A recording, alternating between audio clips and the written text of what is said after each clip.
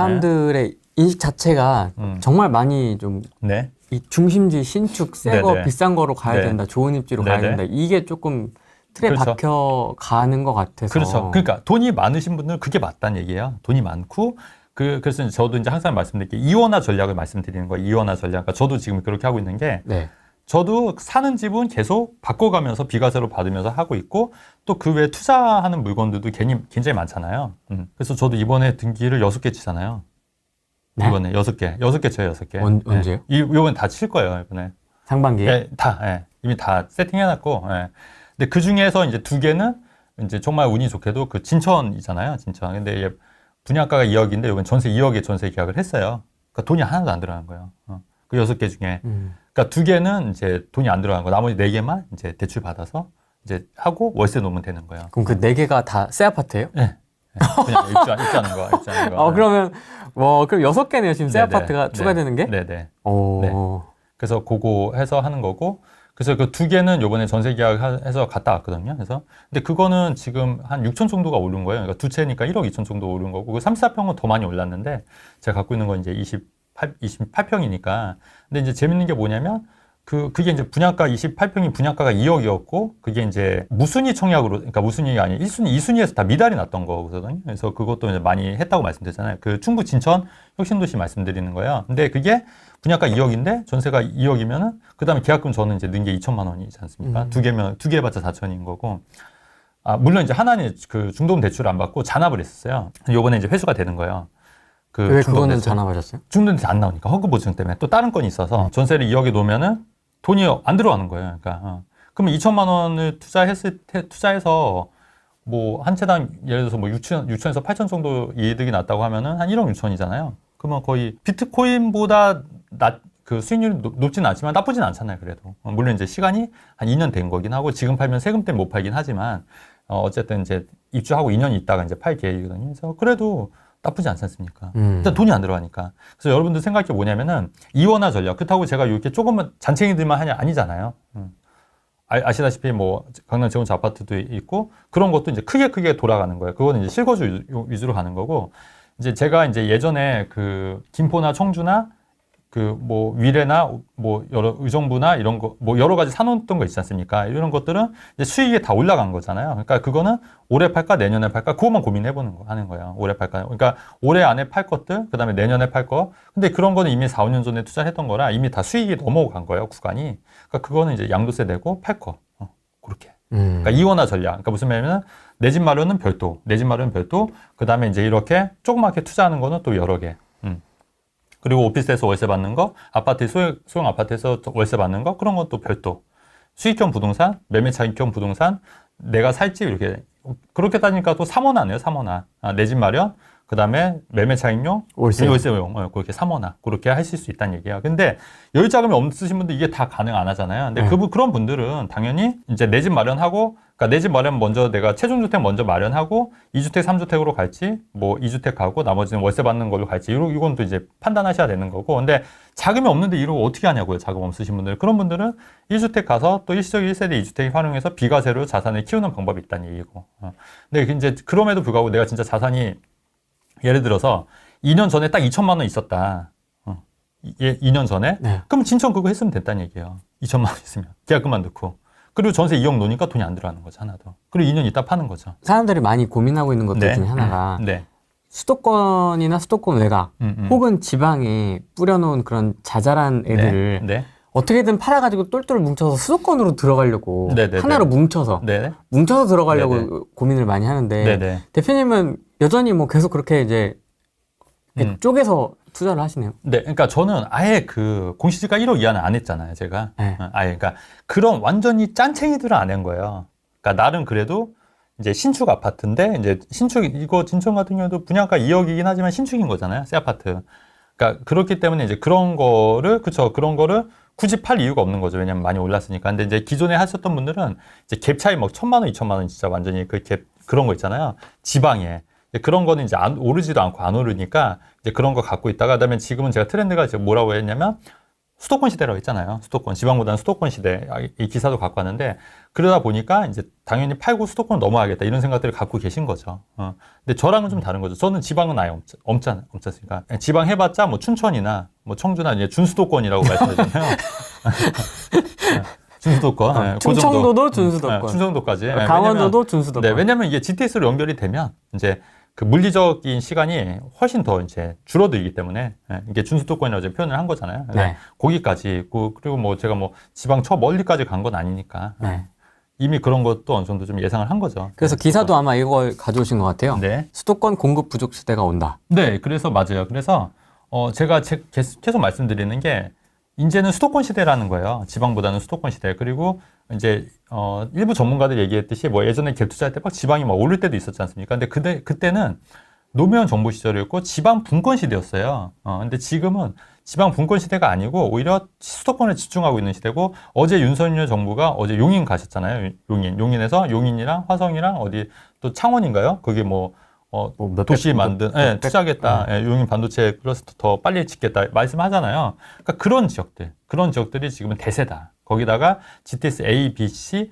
실제로 GTS A는 우리가 타본 적이 한 번도 없지 않습니까? 근데 만약에 타면은 이게 고속 지하철이니까 이게 훨씬 빨라지고 정말 편리하구나 이런 생각들 들게 되면은 이제 수도권 시대가 더 빨라진다. 저는 그렇게 되기 때문에 지방보다는 지금 빨리 수도권을 턴하는 게 맞다고 제가 누차 말씀드리는 거예요. 네, 그래서 이것도 보시면 동탄. 네, 동탄이잖아요. 네, 여기 보시니까 입지나 이런 거는 이제 한번 보시면 될 것 같고요. 네. 그 분양가가 한 7, 8억 정도로 예상되면은 그래도 이게 그 근처 인근 시세가 한 9억에서 10억에 이루어지니까 최소 2억 원 정도 시세 차익을 기대해 볼 수 있다는 얘기예요. 그래서 이제 여기는 경쟁률이 좀 높을 거라고 하고 서울 분들도 청약통장이 있으면 가능하실 거예요. 네. 그래서 이런 데도 한번 넣어보시는 것도 괜찮을 것 같다는 말씀을 드리려고 한번 해보는데 여기 보시면 아마 이 경쟁률이 좀 높을 거예요. 근데 여기 보시면 댓글이 안 나왔네. 제가 예전에 한번 본 건 댓글을 부동산 펌프질 하려고 이런 기사 올린다고 이런 댓글들이 꽤 많이 달리더라고요. 근데 그거는 현실을 제대로 모르셔서 하는 얘기예요. 그러니까 이게 물론 이 기사가 일부 이거를 홍보하는 기사일 수도 있어 보이지만 실제로는 이거 팩트만 봤을 때는 이게 맞다 판단이 되면은 여기서부터 돈 되는 정보가 보이는 거예요. 그러면 여기 만약 청통장에 있으면은 실제로 만약에 이게 분양가가 인근 시세가 9억에서 10억인데 7억에서 8억에 분양하면은 안전마진이 2억 정도, 2억, 3억이 확보가 되는 거니까 안 할 이유가 없다. 이렇게 보시면 되는 거고 그다음에 GTS-A가 또 개통이 되면은 동탄도 더 좋아지는 지역이니까 이제 이런 것도 같이 감안해서 그래서 우리가 이제 신문을 볼 때 그냥 이런 거 흘겨 보내시면 안 돼요. 그리고 광고성 기사인 것 같아도 실제로는 아니다. 그러니까 광고성 기사인 것 같지만 아니다. 하지만 이런 기사 중에서도 실제 광고성 기사가 있거든요. 맞아. 그러니까 갈라서 봐야 돼. 네, 그러니까 그거를 분간을 할 줄 알아야 돼. 분간을. 맞아. 근데 저는 올해 해보니까 이게 돈 되는 기사구나, 이게 광고성 기사구나, 이게 이제 파악이 되더라고요. 그러니까 이런 거를 자꾸 연습을 하시면서 이게 돈 되는 기사인지 광고성 기사인지 체크를 하셔야 된다는 얘기죠. 그러네요. 이게 광고 기사긴 한데 분양가 자체를 뭐 거짓으로 쓸 수는 없으니까. 그렇죠. 네. 그렇죠. 네. 그러면 기대하시겠지만 여러분들이 동탄역 엘리움 더 시그니처 사요?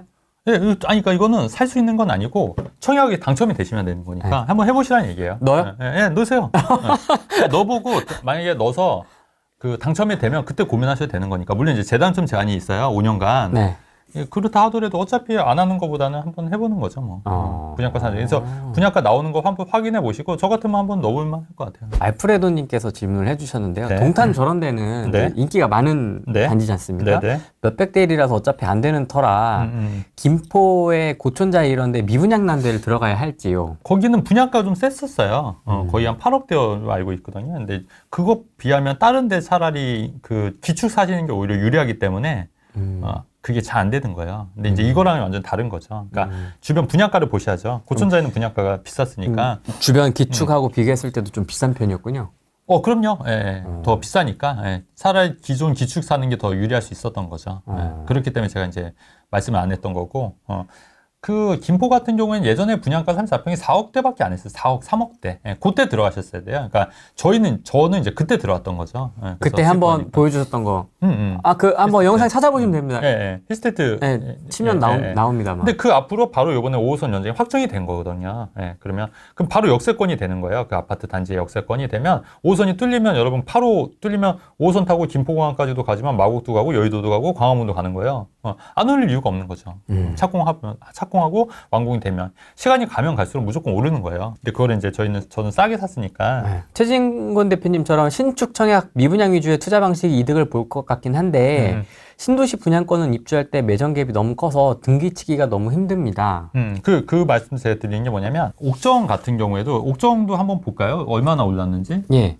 옥정도 제가 최근에 사드렸던 분이 고맙다고 옥정 제일 풍경치 한번 볼까요? 옥정 신도시 옥정 대성 베르를 한번 볼까요? 대성 베르 이게 분양가가 3억 7천이었거든요. 한 1억 올랐네 여기도. 지금 인근 시세가 보니까. 네. 아 그렇습니까? 네. 이거 한번 실거래가 한번 볼까요? 네. 4억 1천 이 정도인데 4억 3,500이고 이게 분양가는 3억 7천이었어요. 이렇게 그 큰 평수는 한 그 시세는 한 1억 정도 오른 것 같아요 지금. 얼추 이제 실거래는 뭐 한 7, 8천 된 것 같고 요거는 좀 싸게 팔렸네요. 109입니까? 네네. 4억 이게 34평이니까. 그러니까 지금 호가는 지금 4억 8천이니까 한 1억 정도 오른 거잖아요. 4억 한 5천 정도로 보면 적당할 것 같습니다. 그렇죠. 4억 5천 어쨌든 한 1년 만에 한 그 정도 오른 거니까 중흥 S클래스 이런 것도 노블랜드. 노블랜드 한번 봐주세요. 네네. 여기에 저는 직접 가본 데라서 기억이 그렇죠. 나거든요. 여기도 지금 이거 8억은 좀 그렇고. 맞아요. 30평이잖아요. 그래서 이렇게 좀 다시 좀 이렇게 상승세로 좀 돌아오고 있고 실제 거래도 한 5억 정도, 그죠? 5억 정도 되고 있어요. 30평이니까. 근데 제가 이제 드리고 싶은 말씀은 뭐냐면 한신더유랑 뭐 이런 아파트들 있지 않습니까? 여기도 여기도 한 1억 오른 거예요. 지금 4억 5천 정도 하니까 3억 7, 8천 다 했는데 근데 여기가 재밌는 게 뭐냐면 우리가 꼭 이런 신규 아파트 제가 말씀드렸던 게 그때 제 영상에서도 얘기했던 게 뭐냐면 꼭 매매가 전세가만 보면은 이게 차이가 나는 거예요. 전세가 2억 5천이니까 한 이게 3억 7천이었으니까 전세가 2억밖에 안 되니까 분양가 3억 7천이었으니까 1억 7천이 있어야 되는 거예요. 전세를 놓으면. 그러니까 전세는 1억 7천에서 2억 정도 됐으니까. 근데 이런 게 있었어요. 뭐냐면 감정가가 5억이 나온 거예요. 5억이. 감정가가. 3억 분양가는 3억 7천인데 감정가가 5억이잖아요. 근데 5억인데 무주택자는 몇 프로 대출 나오냐면 80% 대출 나온 거예요. 그럼 4억이 대출 나온 거잖아요. 내 돈이 안 들어간 거예요. 근데 저희는 이제 무주택자는 많지 않아요. 네, 그런데 다주택자들은 DSR이 풀렸지 않습니까? 그럼 60%가 대출 나오는 거예요. 그럼 5억에 60%면 얼마예요? 3억이 나오는 거예요. 3억에 그럼 나머지 7천만 원만 내면 되지 않습니까? 보증금은 3천을 받는 거예요.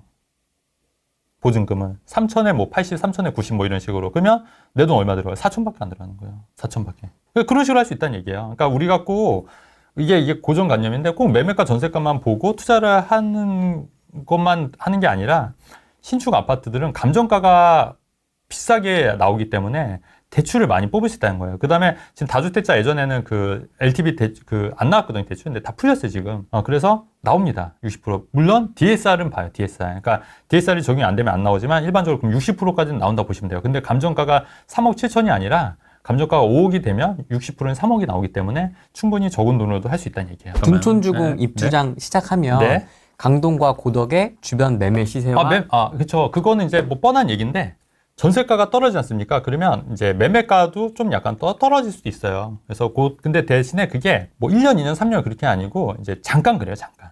6개월에서 한 1년 그때. 그러니까 언제 그랬냐면 2008년도에 잠실 쪽에 한창 그 입주 물량 많을 때 그때 전세 가격이 제가 기억하기로는 전세가 2억 5천에 34평이.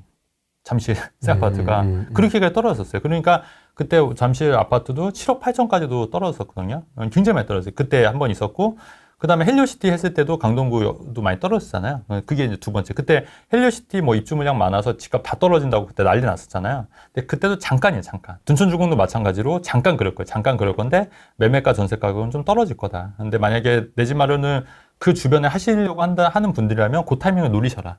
오히려. 그 입주장 때를. 네네, 오히려. 그렇게 하면은 괜찮다. 왜냐면 실입주하는 거는 상관없잖아요. 내가 실입주하는 분들은. 오히려 저는 그렇게 입주장을 노릴 때 한번 노려보겠다. 이런 말씀 드리는 거죠. 저도 다주택 60% 대출 받아서 월세 세팅했다고. 아파트 월세 세팅하면 기분 좋겠다. 그쵸. 잘 되면 그게. 근데 이제 좋은데 뭐냐면 이제 대출, 예전에는 이제 거치 기간이 그래도 한 3년 이랬는데 요즘은 다 짧게 1년밖에 안 되더라고요. 그러니까 그거 하고 이제 원리금 갚으면 사실 월세 받아서 남는 건 없어요. 월세 받아서 이제 거의 뭐 또이. 본전. 그렇죠? 돈만 돼도 월세 세팅. 그래요? 저도 아파트에서 월세 받는 것도 있긴 하잖아요. 왜냐면은 이제 전세 세팅 자체가 좀 여의치 않아서 선택을 하는 경우가 많으니까 월세 세팅해서 돈만 돼도 그렇죠. 기다리면 그리고 뭐 아파트 월세 받는 거는 또 잘 안 밀려요. 다른 상가나 이런 거보다 훨씬 안 밀려요. 왜냐면 이제 본인들 살아야 되는 거기 때문에. 그래서 꼬박꼬박 잘 나오기 때문에 뭐 좋습니다. 월세 받으면. 그렇죠. 빌라 월세와는 피로도가 완전히 다르죠. 완전히 다르죠. 오피 빌라하고는 또 많이 다르죠.